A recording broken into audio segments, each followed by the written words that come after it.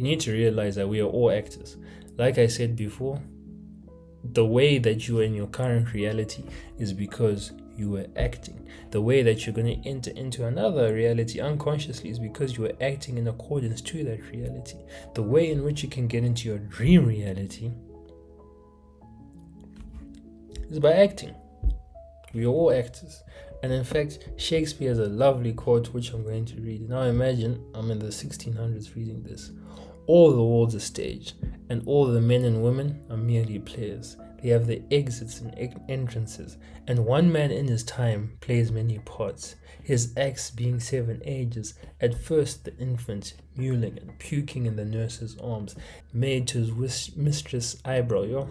Anyways, the point you get it. The important part that I want you to get is all the world's a stage, and all the men and women are merely players. They have their exits and entrances, and one man in his time plays many parts. If you go through your life, you will find that you've acted in different ways and you've had different roles in this life of yours. At one point, you were a school child. At one point, you were a university student. At another point, you were an intern. See, each of these things are roles that you were playing, but you saw them as realities. Life is just a game. Life is a stage. And you get to choose the role that you play. Contrary to popular belief, if you don't choose the role that you want to play, the role will be assigned to you by the people around you. And even worse, people who don't even know you will assign that role.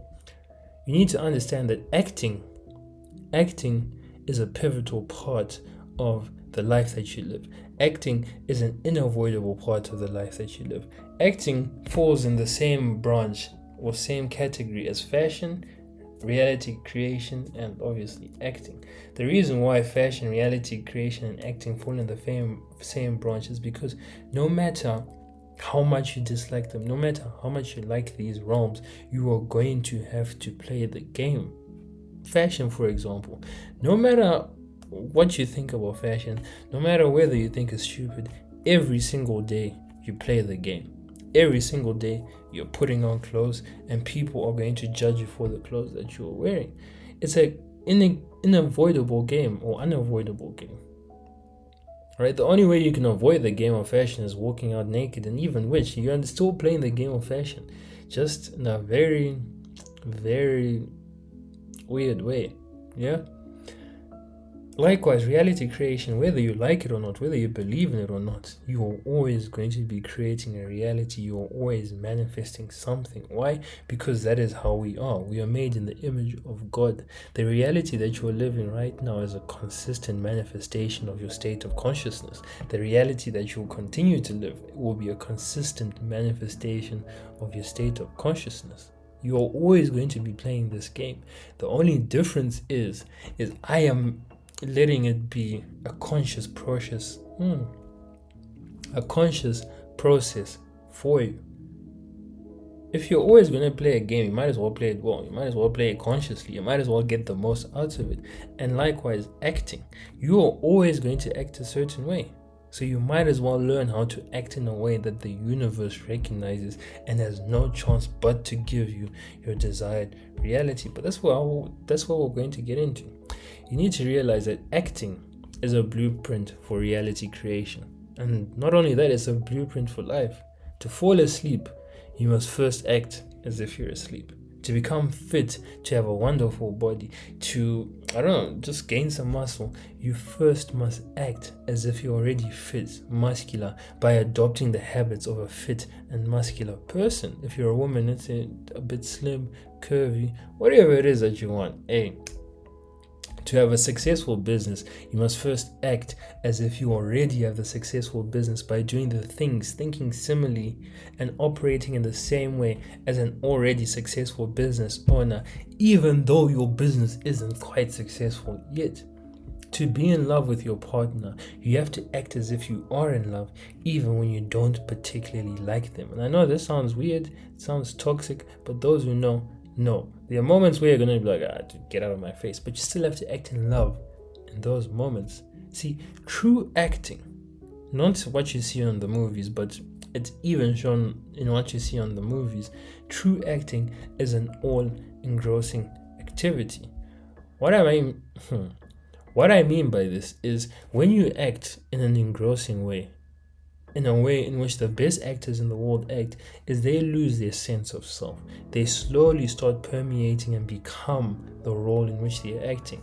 This is a photo from American Psycho here. Christian Bale, the actor, one of my favorite actors of all time. I used to have this thing. My three favorite actors are actually Christian Bale, Leonardo DiCaprio, and Brad Pitt. And what I used to do is I'll just go on Netflix and I'll just search Christian Bale. And I'd watch every movie with Christian Bale on Netflix. And I did the same for Brad Pitt. And I did the same for Leonardo DiCaprio. I did the same for Jake Gyllenhaal. Like, those are my four favorite actors. If those aren't your four favorite actors, then I don't know what you're doing. Timothy Chalamet is slowly getting there because that nigga hits in The King, in Dune 1, Dune 2, and Marty Supreme. Dune 3 is coming out this year. That's his Grammy movie. But anyways, a lot of actors on the set of American Psycho reported that when Christian Bale was at work, it was a weird thing being around him because you could sense that he was no longer himself. With each day that they performed this movie, that they were filming it, he became more like the American Psycho. What's the name of the American? Patrick Bateman. He became more like Patrick Bateman. So you see, and this has happened in so many things. I don't know if you guys have watched The Joker or you've watched The Dark Knight. Heath Ledger got so engrossed in his role that he eventually lost himself to that role. He lost his sense of self. This is a common phenomenon amongst actors. Actors get so lost in their role that even after they're done, they forget who they were before. They start speaking differently. They now have new mannerisms. They now think differently. They even think differently. I wrote think differently twice. But another one is they will have a different emotional state that matches the character that they were impersonating or playing. Sorry. And you need to act. Lord, fix my English. Anyways, you need to realize that you act daily. Acting isn't reserved for actors, for actresses. It's not reserved for only those people. You act daily. The way you are at work is an act. Is that your true self? Perhaps it's a part of you, but you act in that way. The way you are in your relationship is probably more of who you are as an actual person, but it's still an act, right? The way you are in front of your parents, you're acting. The way you are in front of your friends, it's an act. The way you are in public, it's an act. See, these 5 different things, and you could extend this list to on the sports field, in the gym, in the corporate arena. All these things are ways in which you act, and it's very likely that neither one of them are the same.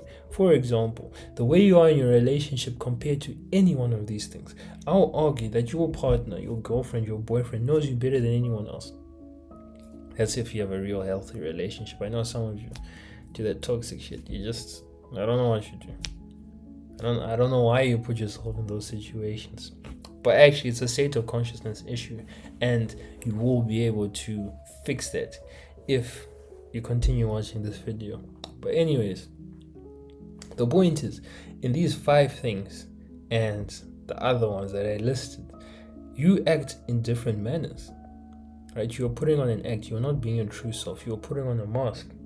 And that mask is still you. It's just an aspect of you, right? See, the only difference now is that your method of acting is going to be for the dream reality that you want. See, I used to have this belief, and it's likely that you have it as well, that I used to think that for me to enter my dream reality, I had to change absolutely everything. I had to change the way I looked. I had to buzz off my hair. I had to gain muscle. I had to change the way I spoke. I had to change my vocabulary, improve my vernacular. Right? I had to do so many different things, get better at talking to women. Like, I had to do so many different things just for my reality to change. And what did I want to change? I wanted to make more money. But I told myself I have to become stronger in the gym. I have to have more muscle. I have to have more women by my side. I have to have all these things, right? A lot of the times we fool ourselves into thinking that we have to change so many different things, and all that is the old frequency trying to keep you in place, because it recognizes that it will be very hard for you to change everything, and you will never be able to change everything about yourself before you can make a change in that arena. What will likely happen, what happened to me, is I'll get frustrated because I couldn't change all of these minute things. I couldn't improve my breath work. I couldn't improve all these silly little things that weren't related to me making more money. But because I thought that I needed to change all those things, and I didn't, I was never able to make any more money, right? See, most of society has fooled themselves into thinking that they need to change drastically to achieve their dreams. The day you come into contact with someone who has achieved your wildest dreams is the day you will find out that there's actually absolutely nothing special about them. One of my clients, he's 8-figure client, probably even 9-figure. He's never disclosed to me the full amount, but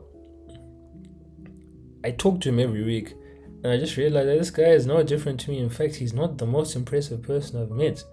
Talking to him has shown me that the only difference between people is a state of consciousness. The very person that you look up to, the only difference between you and them is a state of consciousness, right? He is not more disciplined than me when it comes to the gym. He is not, or he is better. He is probably better than me at communicating right now, but he's also like 50. But that's not the point. What I realize is I'm quite similar to this person, and they just have that one thing that I don't have, and it's the appropriate state of consciousness. I don't have an 8-figure, 9-figure state of consciousness. I don't, but he does, and that's the reason why he has an 8-figure, 9-figure reality. That's the reason why he gets those opportunities. People think that opportunity goes to Nepo babies, it goes to specific people, it goes to white people, oh, it goes to Indians, it goes to Muslims, it goes to black people. No. Opportunity goes to the people who have the state of consciousness that attracts those things.